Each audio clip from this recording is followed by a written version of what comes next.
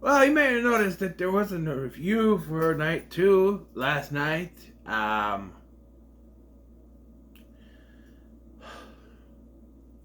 Wasn't too happy with the ending of the night. It would have been one thing if Cena just won the match. But the execution of how it happened made everything worse. People are saying, well, that's the point. They're trying to ruin it. I don't think that was on purpose. I think they actually thought that Travis Scott was going to do something.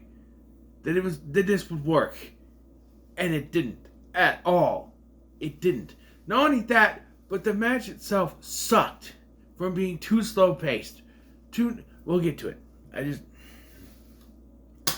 was so pissed after what happened. I didn't even say goodbye to Big LT on the headphone. I just turned off my Xbox, brought the TV back into the bathroom, and I went to sleep. I was done with everything. I didn't even want to deal with anything. I was done. Okay?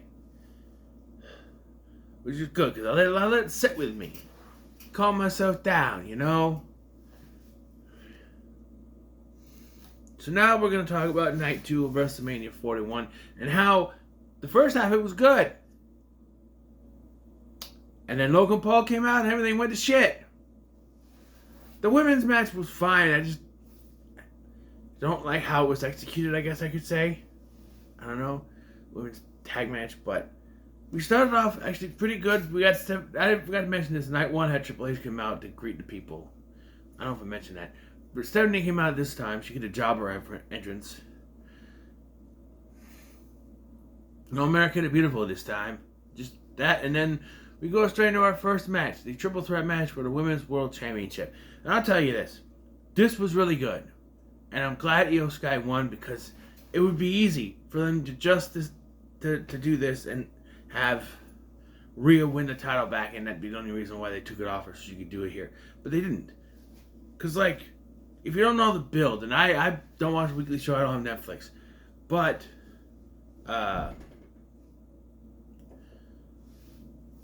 like the whole focus has been Rhea and Bianca, with Io trying to like jock for position, she's trying to get in there, and so it's one of those things where they're all going at each other, and then they forget about Io, and she comes powering through, and that's what happened. They were too focused on each other, and then boom,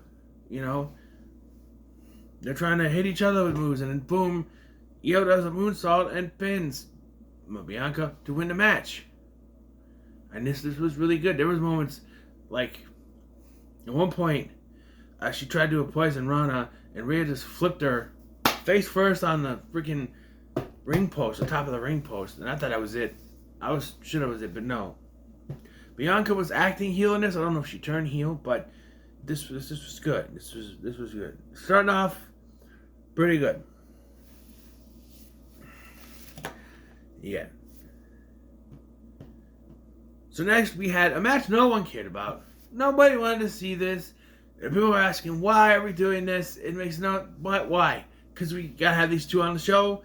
It's chance of Triple H and Undertaker from WrestleMania 17. And like that, I think they pulled out a pretty good match here. They made it a Sin City street fight. They needed some sort of stipulation on this, and they did. Unfortunately, that's what hurt the main event. We'll get to it. But, yeah, because this was Sin City street fight. You had they were using chairs to great effect. Tables were used. The ring stabs. They were beating each other up. At one point, Drew McIntyre went for the Claymore, but wasn't able to get it. Like once per match, someone was going into the turnbuckle post, the ring post. Somebody was going through it. They set up two tables, and like they better use them because I'm already on a video game. They'll set up tables, and then I'll be simulating the match. They'll set up a table, and then never use it. You guys know, if you watched my simulation or my WrestleMania cards, I had to step in so that table was used. You're gonna set up, we're gonna use it. Of course, those things are like cardboard that fall down so easily, but Damian Priest went to the two tables. I was rooting for Drew McIntyre. I know it's not right to do, but I don't like Damian Priest. I don't. I think he's way too overrated, and they're pushing him way too much. I got that Roman Reigns heat towards him, is what it is.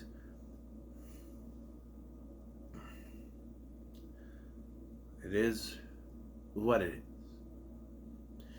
And then McIntyre wasn't done after that. He picked him up.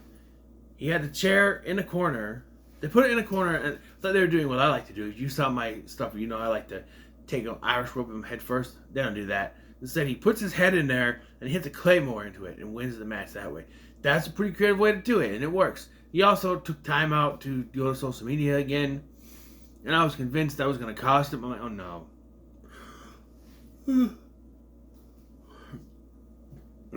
I am tired, okay? Work sucked. I know. She left me roses by the stairs. Surprised she let me know she cares. No, because one of our guys didn't show up. So it was only two of us. And yeah. So anyway.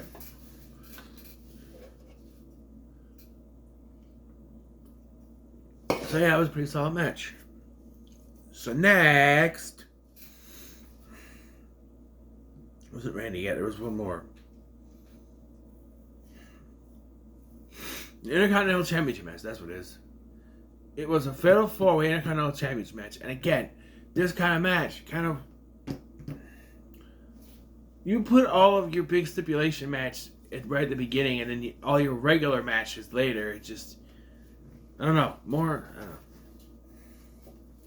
Anyway, it's Dominic Mysterio versus Finn Balor versus Penta versus Braun Breaker. And this was...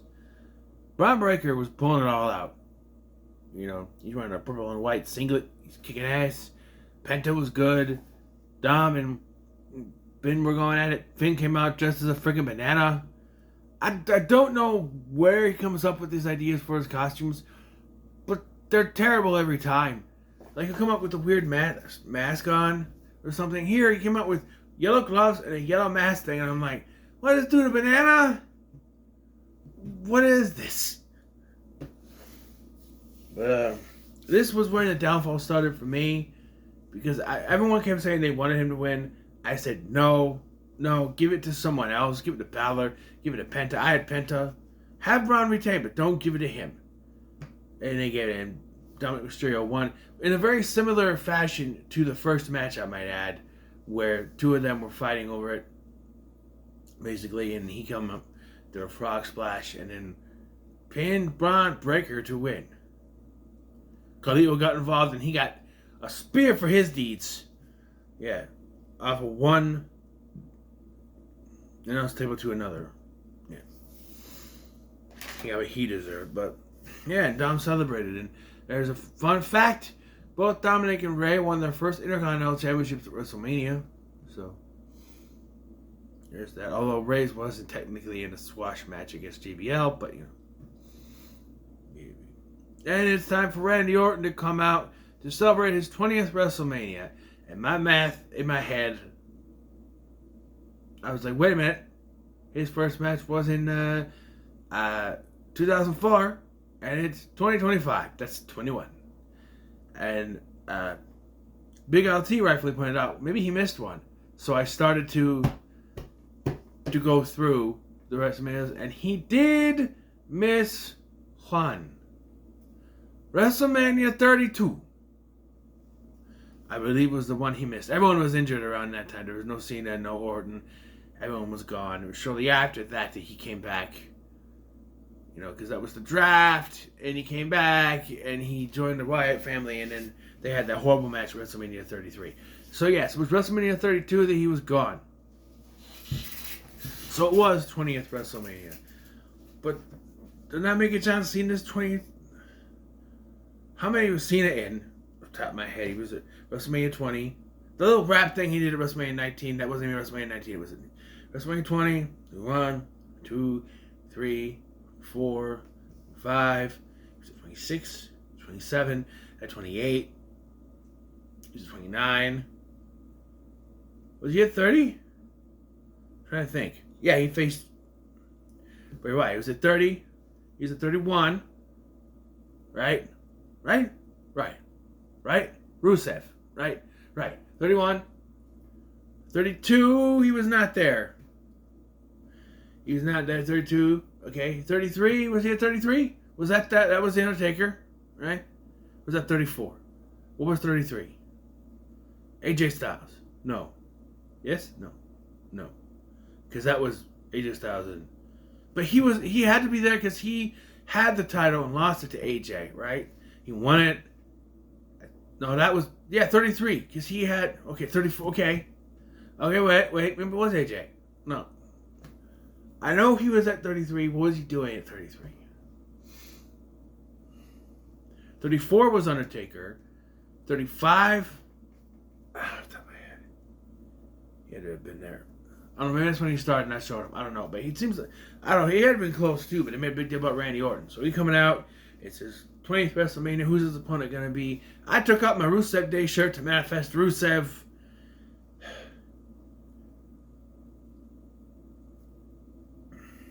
But I gotta zip up my pants.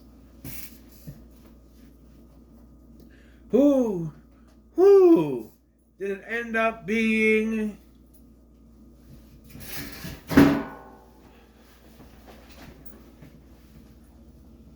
Say his name and he appears. I believe in Joe Hendry. I believe in Joe Hendry. I couldn't believe it. Because I didn't think. Some people said it and I was like, no. It's WrestleMania. I don't think, no. Especially since I pointed out, and it was reported, that he was supposed to be, make it his main roster debut on episode of Raw, but they nixed it because he was going to lose to The Miz. And they didn't, TNA or someone didn't want their champion losing to The Miz. My question is, why was he losing to The Miz in the first place? It's The Miz. The guy has made a career out of jobbing to people the last 10 years. I think it would have been fine for him to lose. Why? You wanted Rusev? You got his lawyer. Yes, he came out. He's all smiles. You could tell he really loved being there. And they had a pretty decent match. It was quick, 5 minutes or so. And then, you got to pay attention, kid. He does the thing. And then immediately gets an RKO. And he did it. I'm like, it'd be cool if he got an, before I can even say it. He hits him with an RKO. Orton wins. And then he gets him up. He's celebrating. He put his arms up. Hits him with another RKO. And then pats him on the chest like, way to go, kid. And then...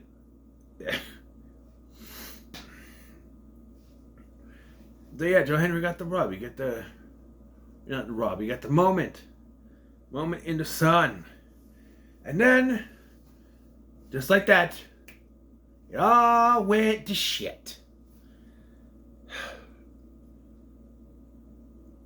AJ Styles versus Logan Paul.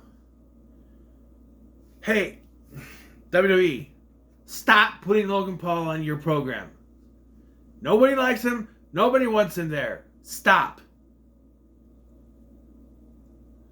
I know they have to because they have the Prime sponsorship, but you know what? Tear up the contract because we're sick of seeing him. Every time he's got to pop up, we go, oh, come on. And okay, here's the deal. He can be in matches, but he has to lose all of them. That's the only way we're going to care about him being there if he loses every single one of his matches. It'd just be fun to figure out how he's going to lose each match. But here, for some reason, Karrion Kross was involved, and I know there was a whole thing that was going on Raw. But, like, he's trying to get AJ to fight dirty or whatever. He comes out, he takes the brass knucks from one of Logan Paul's guys, and he tries to get AJ to use them. AJ throws them and hits Karrion Kross, then gets in the ring and immediately loses to Logan Paul. No. You do not take someone like AJ Styles, and for all of you, I'll call you morons, for all you people out there who say, oh, it was the older superstar putting over the younger superstar. That only works when the younger superstar is worth putting over and had some con artists from YouTube that no one cares about. No. And while we're on this subject, if you're gonna put celebrities out there, put actual celebrities. There are people, like, I get sports people are fine, but give us sports people we know. George Kittle is one thing, and I barely know who he is. Like, oh, it's this guy from the basketball. Who? I don't know. LeBron James, Chris Paul. Those are names I know. Kevin Durant. Those are Durant, not Durant. That's an actor. Kevin Durant. Those are current basketball players I know. People are, hey, it's this guy from this team. Oh, I don't know who he is. And they're showing celebrities, and there's like two that I know. The rest are people. You can't just expect people to know these people, who they are, just because, not everyone's going to know these people. Not everyone surfs the internet for hours on end trying to discover every celebrity. There are people like me, a very niche audience like us, that don't know certain celebrities. We're not going to know every sports star. You know what I mean?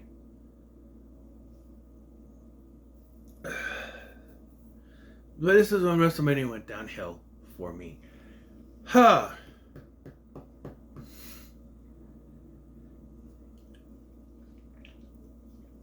So, in my opinion, and this makes much more sense, I just thought this earlier.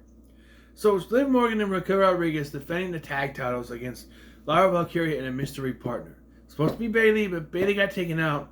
If they were going to do that angle, why not tell Lyra, hey, Bayley's not able to compete, so we're taking you out of the match, and we're just going to give it to the winners of the NXT match, and they're going to have a match at WrestleMania. Wouldn't that make more sense? But instead, we're going to do Becky Lynch's return after she said she was done wrestling. Thanks for lying to us. Still don't think they should have won. And I know they were going to, because it's Becky. As soon as she popped up, I'm like, okay, so they're winning. It's obvious, but they didn't need to win. I am not a fan of double champions in any way whatsoever. So I don't condone this. I don't like it. If Lyra's going to be... Here's what they should have done. Alright? Hey, Lyra, Bayley's not able to compete, so instead of a tag team match, you're going to defend that title in a triple threat match against Liv and Raquel. That makes much more sense, too. And I know that it was planned. It was planned. Bayley's not really injured, but it was planned. Sure, but I don't know. If I was Bayley, I'd be pissed. Like, wait, Becky gets to wrestle, but I don't? Maybe it's always a plan, and I don't know. And if Logan Paul was the start of the downhill spiral, this was the end of it. This was, well, first of all, so that match is over, right? Time for the main event? No, drunk ass Stone Cold Steve Austin is here to run into the ring barrier, and then get in the ring and tell us the attendance record.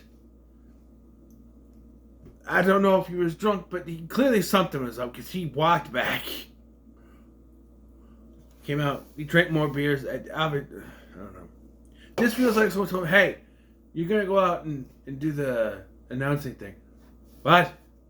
I had a few beers. You'll be fine. They should just have him walk out there. I don't know. Apparently, I don't know how. People keep saying he hit someone. He just smacked the barrier. The barrier didn't break. It didn't budge. Didn't move. Maybe they were startled and they flung back or something. I don't know, but I don't know. Main event: Cody Rhodes versus John Cena. I don't think this worked the way they thought it was going to. Because they decided that John Cena should do absolutely nothing during his entrance. So he just walked out. And I'm sorry. I know they said they weren't going to change anything, his music or nothing. But John Cena, okay, this is what it looked like. And you tell me if it works. Ready? Dun, dun, dun, dun. Dun, dun, dun, dun. Dun, dun, dun, dun. Does it work? Either give him new music or have him come out with no music. That would work better. But John Cena coming out to one of the big boppiest songs you can have, and him just walking out normal, doesn't work. It doesn't. It looked like he had too much Xanax and now he's falling asleep. It doesn't work. He comes up more in black, nothing on the Tron that says John Cena, that's it. And then Cody came out with motorcycles for some reason. And he has that helmet. This time it opened up, which is pretty cool. And then they had the match. And it sucked. This was after I begged for something interesting to happen for them to be announced. Oh, The Rock has announced this is now a Falls Count Anywhere, no qualification match or something. But no. Here's the problem. You can't have a night start with a triple threat match, a street fight, and a fatal four-way match, and have the night end with a regular one-on-one boring match. It doesn't work. There needed to be a stipulation on this match, and it didn't work. It doesn't work. And it makes the finish all more frustrating because it'd be so boring. And even, I would say this, either finish would have sucked because the match didn't deliver. They were doing moves back and forth, sure, but there was nothing. It was nothing. And the one thing you could have done to save this was to have The Rock show up and cause mayhem. But you didn't. You didn't. Instead, you had Travis Scott show up. And we'll get to him in a second. But they have this match. The referee gets knocked down because of course he does. But again, if you just made no disqualification, in the first place, you wouldn't have to do a ref bump. I said this in all those reviews that I did leading up to this. So many times they do a ref bump so that there's no disqualifications. Just make the match no disqualification to begin with. Then you don't have to worry about knocking over the ref. You don't have to worry about the poor ref getting knocked on his ass for sports entertainment. You know what? You know, Tim White retired because it was too much. Because of all the ref bumps they did. You think they would have learned their lesson, but no. No. Ref bump happens. Cody has the visual pin, but no. And then Travis Scott comes out. And he takes 45 minutes to get to the goddamn ring. He takes so long that by the time he's down to the ring, the ref is back up. And they still try to do the spot where he's going to hit him with the title. And I'm saying, what was your plan? If they actually went through it, what was your plan? Because you get disqualified and then he wouldn't be champion. What was going on here? That Cody does hit the crossroads, but then Travis Scott pulled the referee out. Again, automatic disqualification. Hello? They were also poking each other in the eye, which should have been disqualification. So, a little bit of leeway, referee's discretion, sure. But the referee should have got up, and instead of counting 3, should have rung the bell and said, no, he pulled me out, you're disqualified, Cena. Logic. Common sense. It should exist somewhere. But no. Attitude adjustment. He hits him with the real title belt, not the hardcore one, the real title belt. And then pins him, and Scott, he yells at the referee to get in, does in 1, 2, 3. And I turned everything off right then. I was pissed. Not only did the match suck, but the one thing you could have done to save it, and I didn't, at first I was like, I didn't know if he showed up. I just turned everything off and went to bed. I was done. Like, maybe The Rock showed up again. No, he didn't. The Rock was in Hawaii drinking tequila or something. I don't know. But, like, no. The one thing they could have done to save this boring-ass match was to have The Rock come out and do something. But they chose Travis Scott. For some reason. And they thought it would work, but it didn't. And the nail in the coffin to this match was that the wrong person won. I know there are people out there, I'll call them idiots, who think John Cena should have had a 17 world title reign. But I'm sorry. I actually respect Ric Flair's legacy, and it never should have been written over. Never. He held that for how long? 20 years? You should have kept with it. People were saying, oh, Charlotte should have beat it. But it wouldn't have counted, because it only counts for the men's titles, not hers. And I don't get people saying, well, Charlotte's close, she could beat his record. It wouldn't count. Because women's and men's records are separate, you see. So it wouldn't count.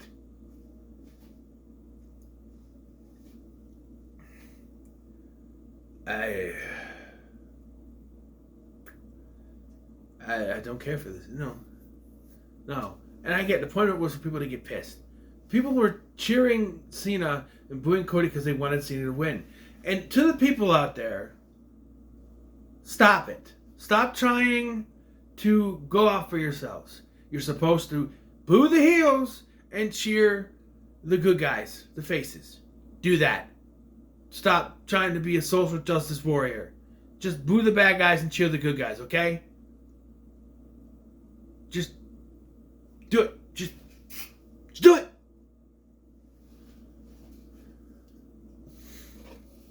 Because they were cheering down Mysterio for no reason. He's a heel. Boo him. You know, the guy you booed out of the arena, you won't let him talk? Yeah. Why the are you cheering him?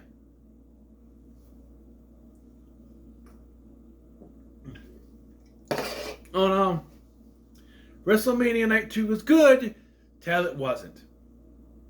All the air got deflated with. If the air started to deflate with Logan Paul, that last match took all the rest of it out. Especially since last year's WrestleMania main event, not night 1, night 2, only night 2's main event counts. Last year's main event was such a big clusterfuck of a match that it actually was more, it actually did a lot, whereas this one was so humdrum and so boring and so terribly booked that it ruined WrestleMania for me. It did.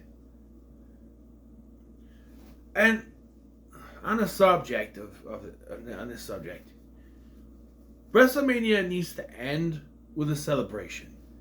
I said this 2 years ago, WrestleMania 39. Cody losing that night was the wrong choice. You need to have a big kind of celebration thing at the end. Heels winning, don't even going back and you say, well, heels work sometimes, and they do. Stone Cold Steve Austin turning heel on The Rock and standing tall with Mr. McMahon, that was something.